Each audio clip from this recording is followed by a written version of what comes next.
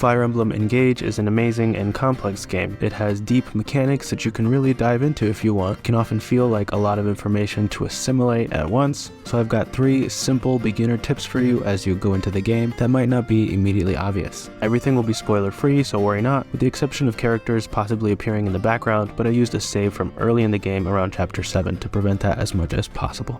Number 1, spend money in bond fragments wisely. Getting a few large sums of money right off the bat and obtaining a lot of achievements early on may have you feeling like both resources will be readily available, but they can get scarce as you progress through the game. Donating huge sums of money to the local regions and spending all your bond fragments on the gacha mechanic style bond rings may not be your best choice. Aside from some S-rank bond rings that provide an additional skill, most will only grant you 1 or 2 bonus points in a few given stats. So once you have a few solid bond rings, that should be enough. Merging 2 A-ranked rings into an S-ranked ring costs, for example, 10,000 bond fragments. We'll revisit the forge in a minute, but forging weapons, buying staves, and consumables can also start to get costly. This one definitely wasn't obvious to me at the beginning, and I kind of freaked out over whether I was doing the right thing or not, and that is upgrading classes early. Really, you should do this as early as possible. Advanced classes in Engage provide you with stat increases, class skills, and better growth rates, which means your characters have better chances of increasing certain stats each time they level up.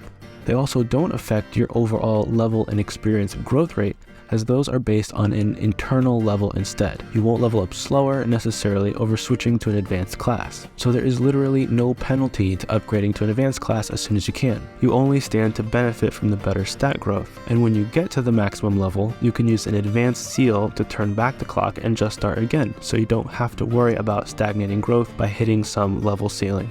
Third and last tip is to use the forge. Though it can be costly in terms of resources and gold, forging weapons is very useful in Fire Emblem Engage. Not only can most weapons be upgraded to +5 for better stats, though I most often stick to around +3 as a good trade-off of value to cost, but you can even upgrade them into entirely different weapons. They will be represented with these darkened out icons, but will give you the upgraded stats, range, and potential effects granted, so you can make an informed guess as to what the new weapon actually is. This is a great way to increase the effectiveness of your units and even get access to more advanced weapons earlier in the game than you would normally be able to buy them or obtain them through battles.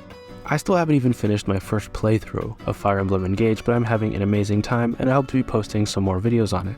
If you have any questions or requests related to this game's content, let me know.